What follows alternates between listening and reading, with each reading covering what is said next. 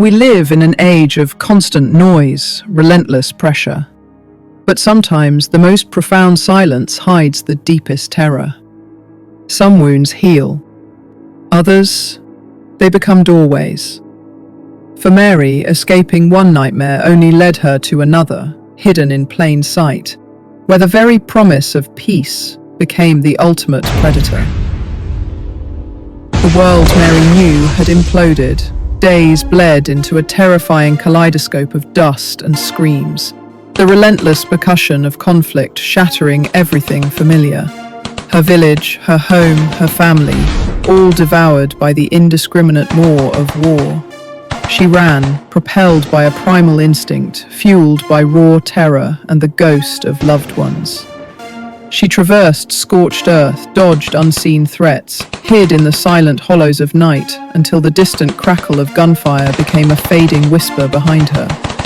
She pushed deeper into the untouched wilds, a tattered map and a desperate prayer her only guides. She sought not just shelter, but silence. She found the haven. She emerged from the dense, oppressive foliage into a clearing bathed in an ethereal, soft light. Before her, a tableau of impossible peace. A small, secluded community of beautifully crafted wooden lodges, nestled amidst lush, ancient trees, their branches heavy with vibrant, unfamiliar fruits. Smoke curled lazily from chimneys, carrying the scent of sweet herbs. Figures moved with a serene, almost unnerving grace. It was paradise, untouched by the ravages of man, a hidden valley in a world consumed by fire. The residents, simple and kind, greeted her with warm, unblinking smiles.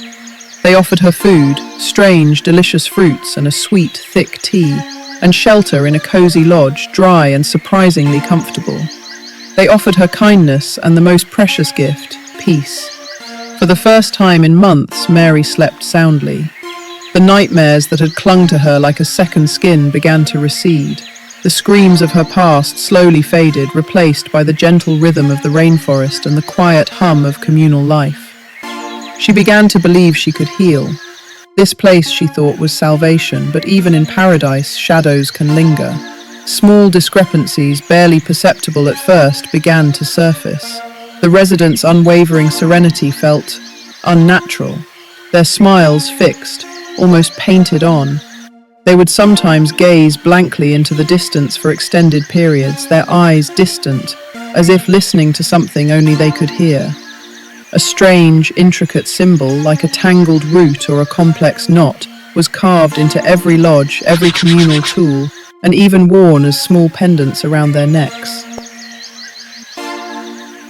The peculiar, sweet-smelling tea offered to her daily left her feeling unusually compliant, her thoughts strangely muted, her will softening like warmed wax. When she asked about the outside world, about leaving, about contacting anyone beyond the valley, their responses were always vague, gently dismissive, steering her back to the comfort and safety of the haven. Mary, desperate for peace, blamed her own lingering paranoia, a ghost from her past trauma. She told herself it was just her mind, still adjusting, still healing. If only she knew. The haven's subtle rules, initially comforting boundaries for a soul battered by chaos, began to feel like invisible chains. Her attempts to explore beyond the immediate clearing were always met with gentle but firm redirection. The jungle is vast, Sister Mary. Many paths easily lost, always with that soft, unnerving smile. She stumbled upon small animal bones, not scattered but arranged in intricate, deliberate patterns near the outskirts of the village. A strange offering? Or a warning? She woke some mornings feeling incredibly refreshed, almost weightless, but with unsettling gaps in her memory. No recollection of how she fell asleep or what dreams might have visited her. Other refugees, new arrivals like her, began to appear. They came gaunt and terrified, mirroring her own initial state. But then they would go through the same transformation. The tea, the constant peace, the subtle shift in their eyes. Their fear would dissipate with alarming speed, replaced by that same distant, unnerving serenity. They became empty vessels, their faces calm, but their spirits absent. Mary watched them, a cold dread blossoming in her stomach, overshadowing her own fragile peace. Her body felt rested, but her mind began to scream. The tranquility became oppressive, the serenity a mask for something sinister. Mary's past trauma, the very thing she sought to escape, now ironically became her only anchor to reality, making her doubt her own sanity while simultaneously alerting her to the deception. Was she truly seeing fleeting, grotesque, smiling faces in the dense shadows of the jungle? Or were they just the residue of her own shattered mind, playing tricks? The soft, distorted whispers she heard, just at the edge of hearing, were they real, or merely the phantom voices of her nightmares? She tried to speak to others, to voice her growing fears, but they were unresponsive or repeated comforting platitudes with empty eyes. She attempted to hide the daily offer of the peculiar tea, to pour it away, but a fresh, steaming cup always reappeared, silently placed in her lodge. She even found a crude drawing tucked beneath a communal weaving made by a child before their eyes went vacant. A stick figure, desperate and tiny, trapped inside the very symbol of the haven. The constant soothing rain began to sound less like comfort and more like a ceaseless, mournful lament, echoing her internal despair. Mary has escaped one nightmare only to find another. Do you think her trauma is playing tricks on her? Or is the haven hiding a truly terrifying secret? Share your thoughts below. Her mounting fear shattered the last vestiges of her fragile peace. Desperation sharpened her senses. Mary, no longer seeking comfort but answers, began to watch, to listen, to slip through the shadows of the silent community at night. Deep within the ancient jungle, shrouded by the relentless rain, she found it.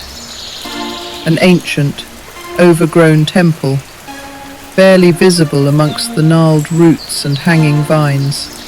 There, under the pounding rain, the residents performed strange, silent rituals. Their movements were slow, deliberate, almost trance-like. They tended to grotesque, glowing flora that pulsed with a faint inner light, its roots entangled with the very symbols she had seen carved everywhere in the haven. The air was heavy, ancient, thick with a sickly sweet scent. What she witnessed froze her blood. The residents were not just tending to the plants, they were drawing something from them, something that seemed to be a form of vital energy or essence, which they then transferred. And Mary watched, hidden and horrified, as other, recent refugees were brought into the temple, their eyes still holding a flicker of their past terror. They were slowly, methodically drained of their memories, their vitality, their very will, drained until their faces settled into that unnerving, empty serenity she had seen on the others. The peace offered to the refugees was merely a state of docile consumption. The haven wasn't a sanctuary, it was a farm, and they weren't refugees being protected, they were a harvest.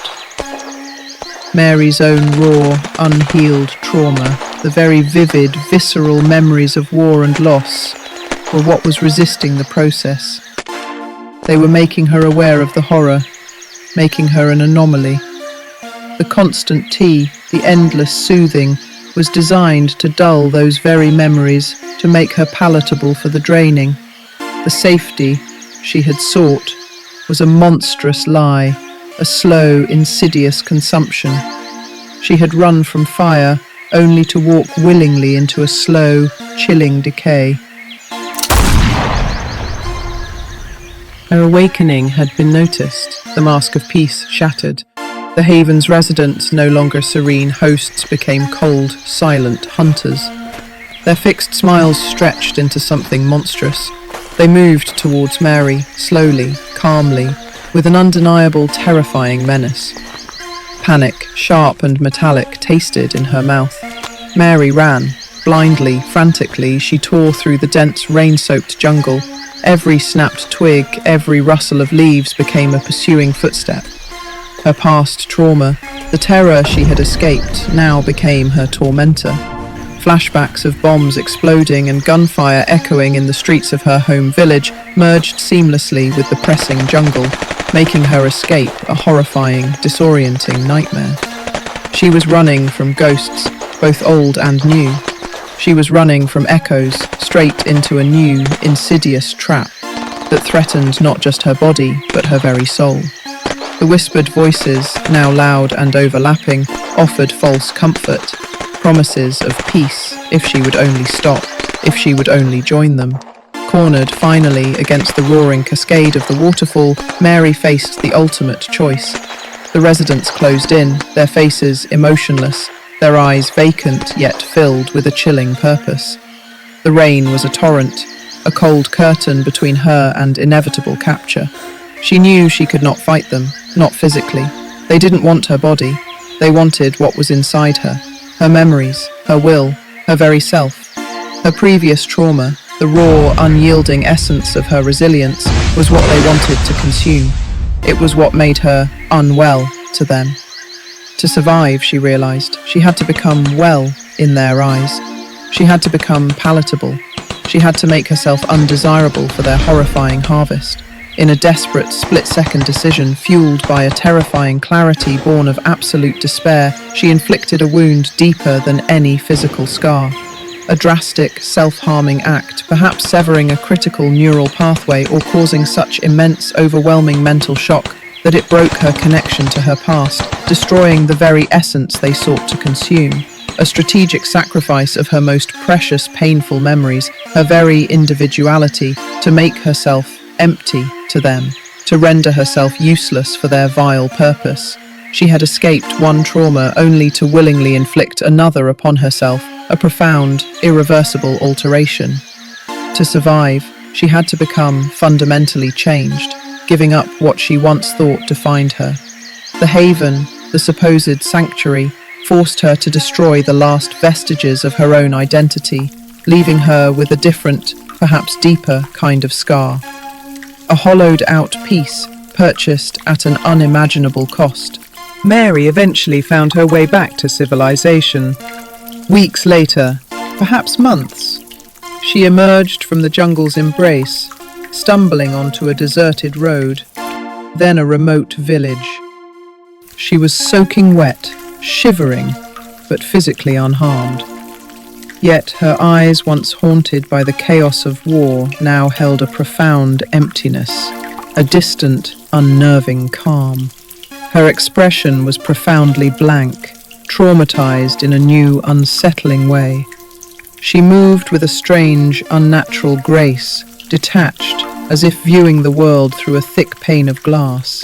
The memories of the war, once so vivid, had blurred into an indistinct haze, replaced by an even deeper, more pervasive sense of dread.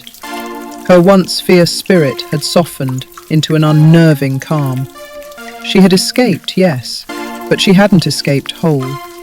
She was a living testament to a sanctuary built on the stolen peace of others, a place where solace came at the cost of the soul, a new kind of ghost, walking among the living, carrying the indelible mark of the haven's insidious embrace. Mary survived, but at what cost? What do you think truly happened to her mind in that final desperate act? And is true escape ever possible when the trauma is so deeply ingrained? Share your chilling theories in the comments. The world is full of hidden dangers, places that promise safety but deliver only despair. Next time we explore another chilling tale of a supposed refuge that became a terrifying trap, where the mind became a battlefield and reality itself was the ultimate enemy. If this story sent shivers down your spine, hit that like button and make sure to subscribe and ring the notification bell so you don't miss the next chilling tale of escape and entrapment. You won't want to wander into the unknown alone.